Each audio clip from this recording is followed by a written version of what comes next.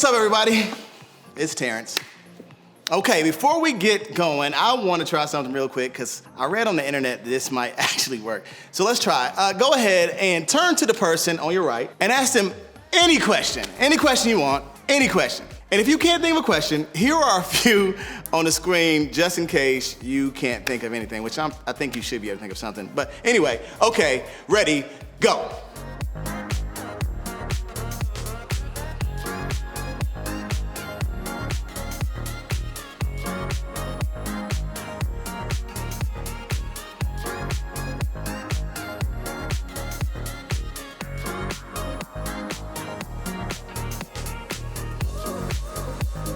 Okay. Up here.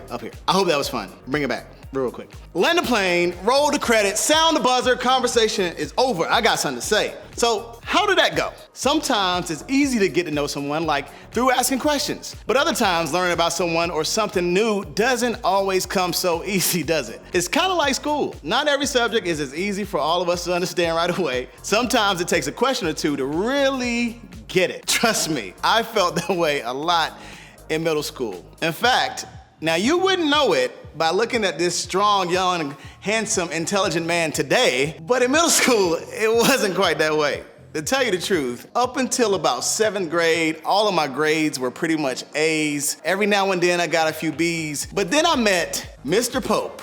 Yes, Mr. Pope, 7th grade algebra, and this man was the real deal. In fact, I had so much trouble with algebra. All the numbers became letters and letters became numbers, and it made no sense to me. And so I even ended up getting a D my first 6 weeks of my class because I just could not understand it at all. And I was so frustrated because everything I had done up until that point, I was great at. And everything came easy to me until I met Mr. Pope in 7th grade algebra.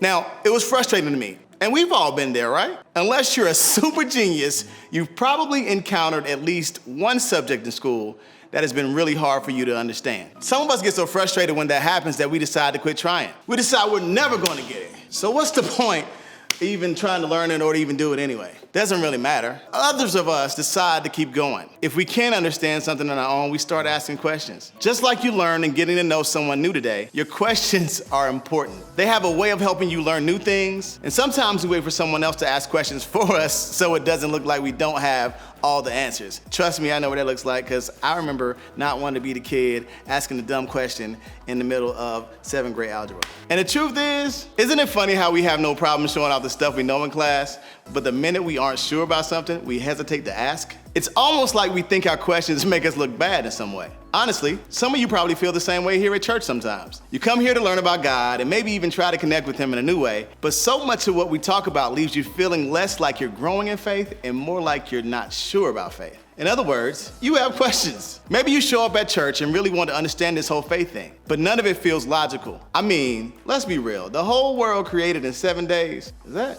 Yeah. Snakes that talk and walk, apparently. Sick people being healed. Sure, that sounds like a real cool story. Those sound like cool stories, but to you, they just don't make a lot of sense. You've got questions and maybe even doubts about some of the things we talk about here at church, but you feel like you can't speak up and actually ask them. And I've been there too. I know what that feels like. Why? Well, for some of you, you're worried that asking those questions might make you look bad. To your small group leader, or even to God. After all, a person who has faith and comes to church every single week wouldn't ask questions, right? Others of you might not want to ask your questions because you think they're dumb questions. Maybe you think the things you aren't sure about are things that you should already know. And you probably think you're the only one asking those questions. You don't want to look silly by speaking up and actually asking them, right? Or maybe you're not asking simply because you don't know who to ask. You want to have a conversation about some of the doubts and questions you have when it comes to this whole faith thing, but you're not sure who to talk to about it. No matter where you are with all this faith stuff or what kinds of questions you may have, let me let you in on a little secret. You're not the only one. Yes, that's right, you're not. Big or small, we've all got questions when it comes to our faith. And honestly, that's not a bad thing at all. If learning about and connecting with God is the most important thing we can do in our lives, and believe me, I think it is, then I think we have to ask those questions. It's part of the process. And a great place to start learning about and connecting with God is through an incredible book that documents the relationship between God and humans. The Bible. There's a book in the Bible called Mark, and in it, we get a picture of what God is looking for when we try to connect with him. After being questioned by the religious leaders of the time about what was the most important thing in our faith, Jesus replied with these words: "Love the Lord your God with all your heart and with all your soul and with all your mind and with all your strength." So what did Jesus say? It's all about love. When we try to connect with God, the most important thing is to love him with our hearts, souls, minds, and strength. Hearts, souls, minds, and strength. Well, part of loving God with our minds is taking the time to learn about him, to ask the questions we have as a way to grow our faith in him. You see, learning about God is a way to connect with God. And part of learning is asking. And you might be thinking, well, it's easy to get to know someone who is standing right in front of me or beside me or behind me, but it's a whole other story when it comes to God. How am I supposed to learn more about him when I have so many questions? I don't even know where to start. The good news is we're not the only ones who have had questions about God and all this faith stuff. The Bible is actually full of people who spent a lot of time questioning the things they heard about God. In fact, when Jesus was on earth, he spent a lot of time teaching and answering questions people had about who he was and the message he had for the world. In the book of John, a book written actually by one of Jesus' closest followers and friends, we get a glimpse at a time when Jesus was doing just that, answering a lot of questions. He was speaking to a group of people who had a question after question after question after question about all kinds of things. And these people were called the Pharisees. And they had a whole lot of trouble believing everything Jesus said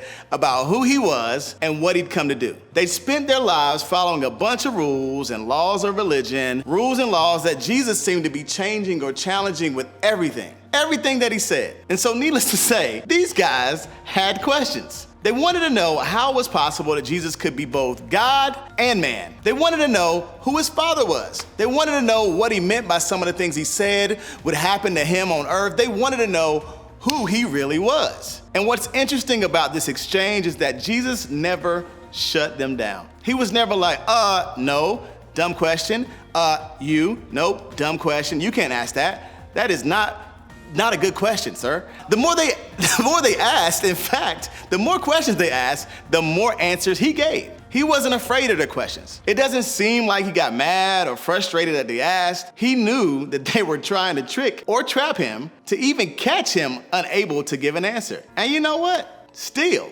Jesus didn't refuse to answer. Instead, he kept on talking with them. He kept answering. He wanted them to truly learn, understand, and believe that he was exactly who he said he was, the Son of God. Now, towards the end of this exchange, Jesus simply said this: "Then you will know the truth, and the truth will set you free." I love this verse because it's so important to our faith. Now, come here. Let's talk real quick. Maybe you're struggling right now because you feel like your faith is being held back or limited by the questions you have. But I think it's just the opposite. The more you pursue what's true, the more you'll understand what is true. That's what Jesus is talking about here. And if we want to grow our faith, we want our faith to grow, we have to ask those questions. We have to learn. We have to use our minds to discover what's true about God. And when we do, we'll find the freedom to grow in our faith. You see, your faith doesn't have to be based on feeling alone. In fact, it shouldn't be, because feelings change all the time. But what's true about God? That God never changes. And that means that you can have faith because of what you've questioned and learned to be true. Now remember, learning about God is a way to connect with God. It's a way to love him with our minds. It's a part of the process. We're never, ever going to have all the answers to all of our questions. But that's not even the point. In fact, the point is to grow in our relationship with God and to connect with him. And part of that process is learning and asking questions. Because when we pursue what's true, Jesus promises us that we'll find more freedom to keep going and growing our faith. So what do we do with all the questions we have about faith in God and all this Jesus stuff? Well, I think the best thing we can do is actually be bold and start asking him. This week, pick one area of your faith where you wish you knew more. Maybe it's a specific story in the Bible that you've heard about or don't really understand.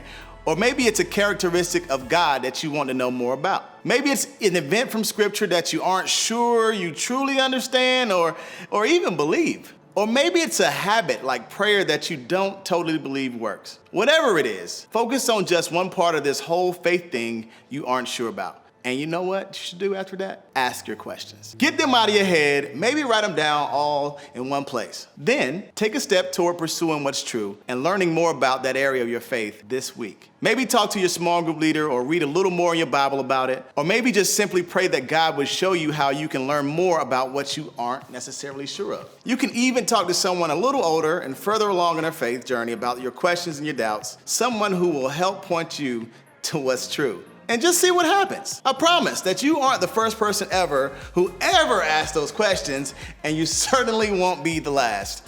The more you learn about God and discover what's true about Him, the more freedom you'll find as you grow and connect with Him. If you remember one thing from today, remember this. Look up here, pay attention. Learning about God is a way to connect with God. So don't be afraid to dive in, ask questions, and start learning more about what's true. And as you head out, think about this. What's one question I have about God?